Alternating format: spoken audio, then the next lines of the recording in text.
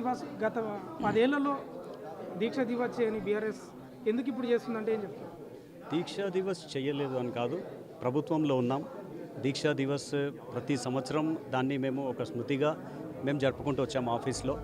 ఇప్పుడు ఏంటంటే మాకు రాబోయే తరాల్లో మేము గత 10 ఏళ్లలో కేసీఆర్ గారు చేసిన అభివృద్ధిని ఈ 11 నెలల్లో ఈ మనిషి మొత్తం సర్వనాశనం పట్టించాడు. ఎంత కష్టపడితే రాష్ట్రం వచ్చింది. ఆ రోజు దీక్షా దివస్ పూనుకున్నప్పుడు, దీక్షకు కూర్చున్నప్పుడు, ఆ రోజు ఆయన బయలుదేరిన పరిస్థితులు, ఆ రోజు రాష్ట్ర ఆకాంక్ష ఏ పరిస్థితిలో ఉండింది, తప్పనిసరి పరిస్థితుల్లో రాష్ట్రం రావాలి అని దీక్షకు పూనుకొని బయలుదేరిన రోజు ఖచ్చితంగా స్టేట్ మనకు తెలంగాణ రాష్ట్రం వస్తేనే, మన సొంత పరిపాలన ఉంటేనే మనకు ఉద్యోగాలు, నీళ్లు, నియామకాలు, నిధులు సమకూరుస్తాయి, రాష్ట్రం అభివృద్ధి వస్తుందని చెప్పేసి. సో ఈరోజు దీక్ష ఇంత పెద్ద లెవెల్లో చేయడానికి మాకు ముఖ్య కారణం ఏంటంటే రాబోయే భావితరాలకు కేసీఆర్ గారు చేసిన త్యాగం ఏంటి, ఈ రాష్ట్రం మేము తీసుకొచ్చిన పరిస్థితులు ఏంటి, మన సొంత రాష్ట్రానికి ఏ తరుణంలో బీజం పడింది, ఎన్ని త్యాగాలు చేస్తే మనకు రాష్ట్రం వచ్చింది, అది రాబోయే భావితరాలకు ఒక మంచి సంకేతం వెళ్తుంది.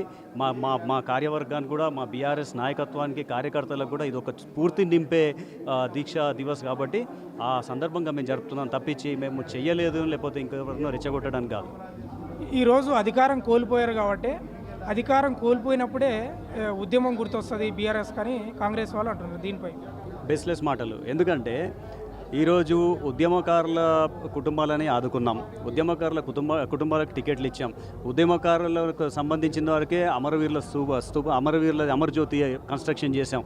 ప్రతిదీ ఉద్యమంతో మాది లింక్ అయినప్పుడు, మేము పవర్లో ఉన్నప్పుడు మేము ఉద్యమాన్ని అసలు పక్కన పెట్టినాం, మేము పవర్లో లేనప్పుడు ఉద్యమాలే గుర్తొస్తాయి అంటే వాళ్ళకి మాట్లాడడానికి ఏం లేదు. ఈరోజు వాళ్ళు కూర్చున్నది కూడా కేసీఆర్ గారి దీక్ష కూర్చి, అది గుర్తుపెట్టుకోవాలి. మీరు ఎక్కడికి వెళ్ళినా, మీరు ఏది చేసినా రాష్ట్రం నలుమూలల మీకు కేసీఆర్ గారి మీకు రిసౌండ్ కొడుతూనే ఉంటుంది. కానీ మీరు దాన్ని మేము ఉద్యమంలో లేనప్పుడే, పవర్లో లేనప్పుడే ఉద్యమం గుర్తు వస్తుందంటే అది ఒక హాస్యాస్పదం.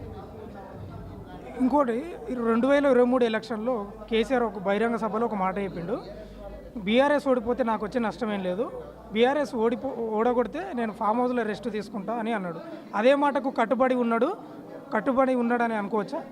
కట్టుబడి ఉండడని అనుకోలేదు. ఎందుకంటే కొత్తగా వచ్చిన గవర్నమెంట్ కాబట్టి వాళ్ళకు కొద్దిగా సమయం ఇవ్వాలి, కుదురుకుంటారు. ఓ సంవత్సరం వరకు వాళ్ళ డెఫినెట్లీ వాళ్ళ పరిపాలన కూడా ప్రజలకు తెలుస్తుంది, అంతే తప్పించి. రెండోది, ఖచ్చితంగా ఇప్పుడు కేటీఆర్ గారు హరీష్ రావు గారినే తట్టుకోలేని ఈ గుంపు మేస్త్రి కేసీఆర్ గారు వస్తే ఏం తట్టుకుంటాడండి. అంతే తప్పించి ఒక సంవత్సరం పరిపాలన చూస్తే కానీ వీళ్ళకి టైం ఇచ్చారు, వీళ్ళు ఏం చేస్తున్నారు, ఆదరబదర ఒక 2 నెలల్లోనే వీళ్ళని ఎందుకు కౌంటర్ కొట్టాలని చెప్పి ఈ 11 నెలలు మనమే చూసాం. ఇంకా ఆయన వస్తే ఈయన తట్టుకోలేడు.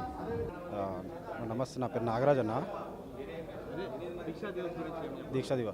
దీక్షా దివాస్ గురించి చెప్పడం అంటే, కేసీఆర్ గారు 2009లో నవంబర్ 29 నాడు కేసీఆర్ సచ్చుడో తెలంగాణ తెచ్చుడని దీక్ష కోసం బయలుదేరిన రోజు కరీంనగర్కి. ఆయనని ఇక్కడ నుంచి తీసుకెళ్లి అరెస్ట్ చేసి ఖమ్మంలో పెట్టిన సంగతి అందరికీ తెలిసినదే. కానీ ఈనాటికి 15 సంవత్సరాలు పూర్తి నింపుకున్న ఆ సందర్భంగా జరుపుకునే ఈరోజు దీక్షా దివాస్ కార్యక్రమంలో ప్రజలంతా ఆనందంగా పాల్గొంటున్నారు. దీనికి కారణం ఉన్న గవర్నమెంటు వైఫల్యాలు ఏంది అంటే, వాళ్ళు ఇచ్చిన హామీలు ఏది నెరవేర్చక, ప్రజలని వాళ్ళ దిక్కు మలుపుకోక, ఉన్నదాన్ని కేసీఆర్ గారు ప్రజల మనసుకు కొనుగొన్నారు, అందరిది చెరువు చేసుకున్నారు మనసుని. ఇది ఈ గవర్నమెంట్ మొత్తం ద్వేషించడగా చేసింది. ఇలాంటప్పుడు మనము చేయాల్సింది ఏంది?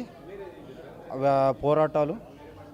ఇలా వీళ్ళకి వ్యతిరేకంగా కాంగ్రెస్కి మేము ముందున్నామని చెప్పి మా బీఆర్ఎస్ మేము ఉత్సవాలు చేసుకోవడమే. వాళ్ళు విజయోత్సవాలు చేసుకుంటున్నారు. దేనికి చేస్తున్నారు? ఏది సాధించింది లేదు. విజయోత్సవాలు ఎందుకు చేసుకునేది కార్యక్రమం లేదు.